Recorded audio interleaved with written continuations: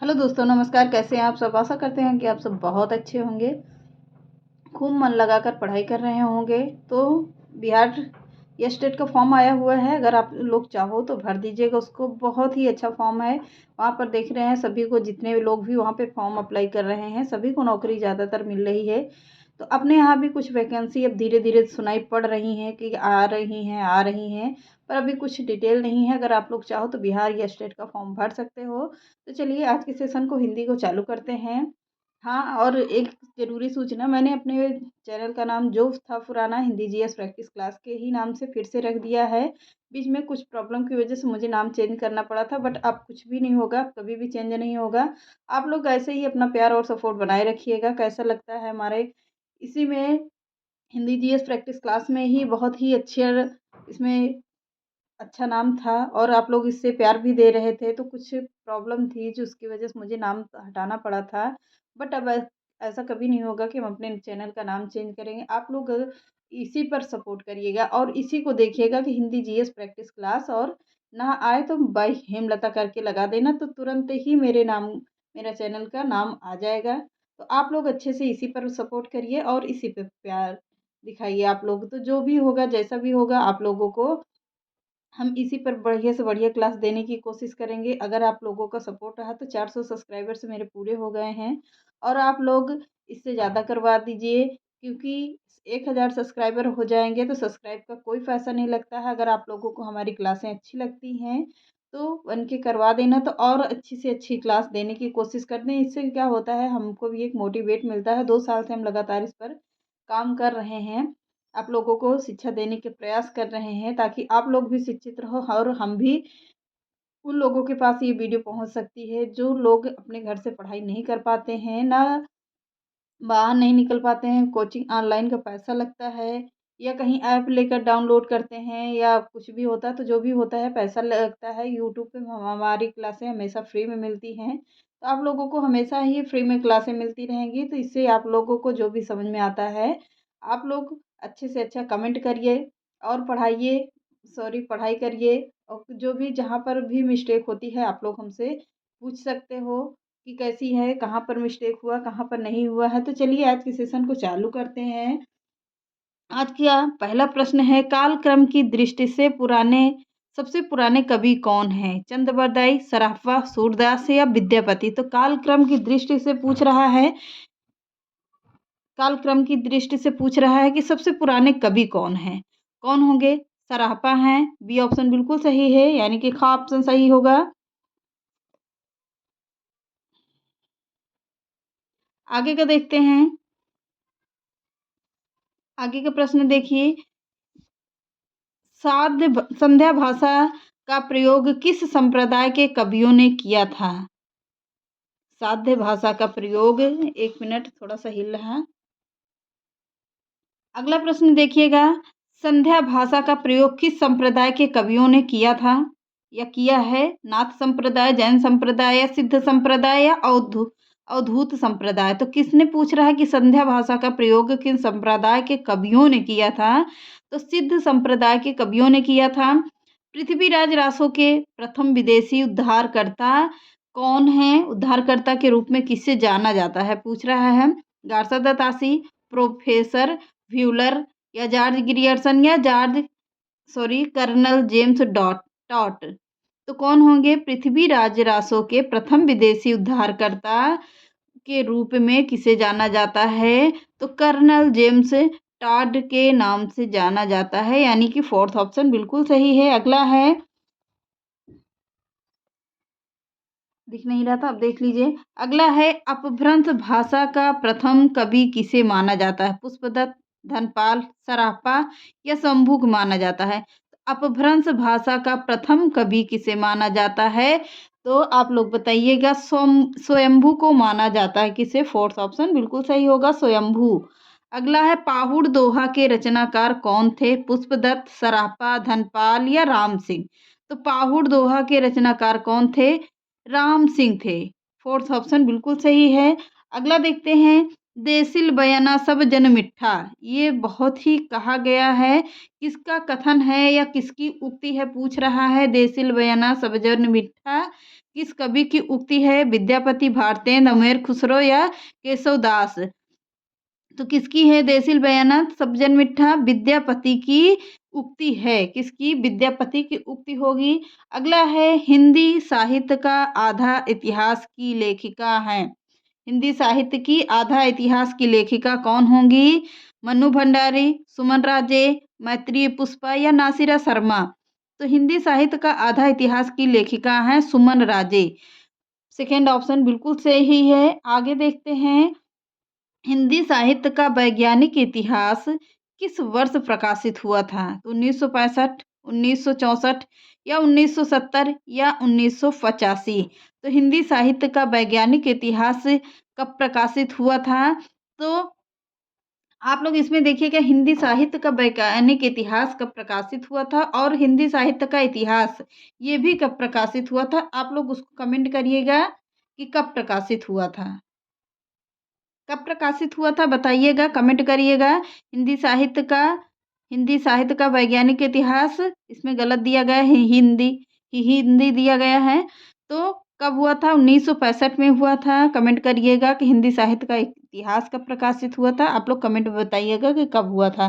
तो चलिए, हिंदी साहित्य का अतीत कितने भागों में विभाजित है? वेरी इंपॉर्टेंट प्रश्न है। हिंदी साहित्य का अतीत कितने भागों में विभाजित है? 2 भागों में, 4 भागों में, 8 भागों में या 12 भागों में? तो कह रहा है हिंदी साहित्य का अतीत कितने भागों में विभाजित है? तो 2 भागों में विभाजित है। ऑप्शन बिल्कुल सही होगा।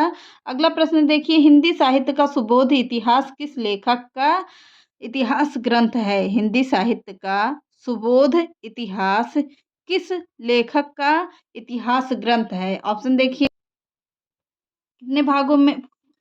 तो ग्रंथ किसका है? पद्मलाल पुन्नालाल बख्शी, डॉक्टर नामवर सिंह, देशराज भाटी, डॉक्टर गुलाब राय। तो हिंदी साहित्य का सुबोध इतिहास के लेखक कौन होंगे? डॉक्टर गुलाब राय। घ ऑप्शन यानी कि फोर्थ ऑप्शन बिल्कुल सही होगा। आगे देखते हैं, चंद्रधर शर्मा गुलेरी की ने पुरानी हिंदी का प्रथम कवि किसे माना है? राजा भोज, राजा मुंज या सराफा या विद्यापति? चंद्रधर शर्मा गुलेरी ने पुरानी हिंदी का प्रथम कवि किसे माना है? राजा मुंज को माना है। सेकेंड ऑप्शन बिल्कुल सही है। अगला है, मिस्र बंधुओं ने आदिकाल की अंतिम सीमा मानी है। कब मानी है? 1387 ईस्वी में या 1400 ईस्वी में या 1318 ईस्वी में या 1343 ईस्वी में? तो मिस्र बंधुओं ने आदिकाल की अंतिम सीमा मानी है कब? 1387 ईस्वी में मानी है। पहला ही ऑप्शन बिल्कुल सही है। अगला, हिंदी साहित्य के आदिकाल को किस विद्वान ने वीरगाथा काल नाम दिया है? हिंदी साहित्य के आदिकाल को किस विद्वान ने वीरकाल नाम दिया है? ग्रियर्सन, विश्वनाथ प्रसाद मिश्र, रमाशंकर शुक्ल रसाल, मोहन अवस्थी? तो किसने कह रहा है कि हिंदी साहित्य के आदिकाल को किस विद्वान ने दिया है? तो विश्वनाथ प्रसाद मिश्र ने दिया है। सेकेंड ऑप्शन बिल्कुल सही है। अगला है, निम्नलिखित में से अपभ्रंश के प्रभाव से मुक्त रचना कौन सी है? कुमार रासो, वर्ण रत्नाकर, राउल बेल या श्रावक चार? तो कौन होंगे? निम्नलिखित में अपभ्रंश के प्रभाव से मुक्त रचना कौन सी है? खुमार रासो है। पहला ही ऑप्शन बिल्कुल सही है।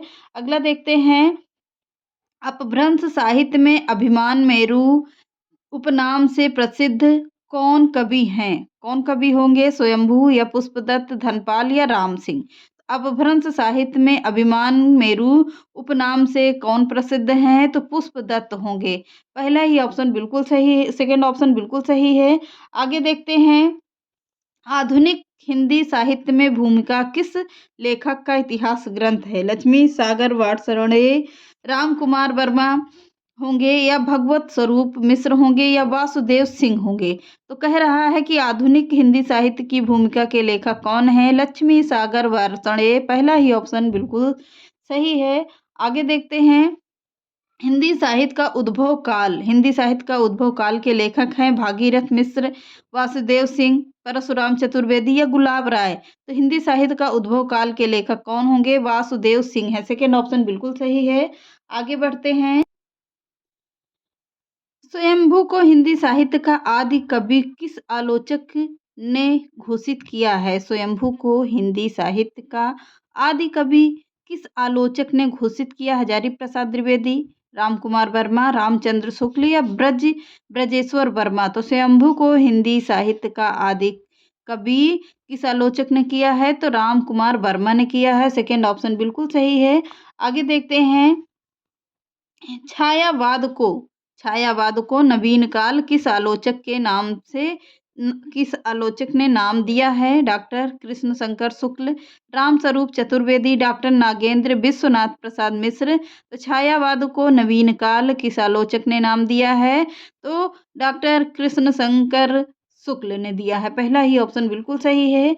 अगला देखते हैं, राम कुमार वर्मा ने चारण काल की समय सीमा मानी है। कब मानी है? 750 ईस्वी से 750 से 1000 विक्रमी संवत तक, या 1700 से 1900 विक्रमी संवत, या 1000 से 1375 विक्रमी संवत, या 650 से 750 विक्रमी संवत। तो राम कुमार वर्मा ने चारण काल की समय सीमा कब से कब तक की है? तो 1000 से 1375 विक्रमी संवत तक किया है। तो अगला है, महामुद्रा वज्र गीत किस कवि की कृति है? सरापा, सबरपा, लुइपा, कन कनकामर मुनि। तो किसने किया है महामुद्रा ब्रज गीत की किस कवि ने किया है? तो सबरपा ने किया है। किसने? सबरपा ने। अगला है, विवेक मार्तंड किस संप्रदाय का ग्रंथ है? विवेक मार्तंड किस संप्रदाय का ग्रंथ होगा? नाथ संप्रदाय, सिद्ध संप्रदाय, जैन संप्रदाय या कबीर संप्रदाय। तो विवेक मार्तंड किस संप्रदाय का ग्रंथ है? नाथ संप्रदाय का है। पहला ही ऑप्शन बिल्कुल सही है। आगे देखते हैं, शालिभद्र सूर्य की कृति है श्रावकाचार, बुद्धिरास, नेमिनाथ रास या रेवंत गिरी रास। तो कौन होंगे? शालिभद्र सूर्य की कृति कौन सी होगी? बुद्धिरास है। सेकंड ऑप्शन बिल्कुल सही है। अगला है, प्रसिद्ध इतिहास ग्रंथ मिस्र बंधु विनोद का चौथा भाग किस सन में प्रकाशित हुआ था? 1913 में, 1920 में, 1926 में या 1934 में। तो पूछ रहा है कि प्रसिद्ध ग्रंथ मिस्र बंधु विनोद 1934 में प्रकाशित हुआ, चौथा भाग आया था। अगला है, डॉक्टर राम कुमार शुक्ल के अनुसार हिंदी का प्रथम महाकाव्य माना है प्रिय प्रवास, सूरसागर, पृथ्वीराज, रासो, कामायनी। तो रामचंद्र शुक्ल के अनुसार हिंदी का प्रथम महाकाव्य कौन होगा? पृथ्वीराज रासो है। कौन सा होगा? पृथ्वीराज रासो।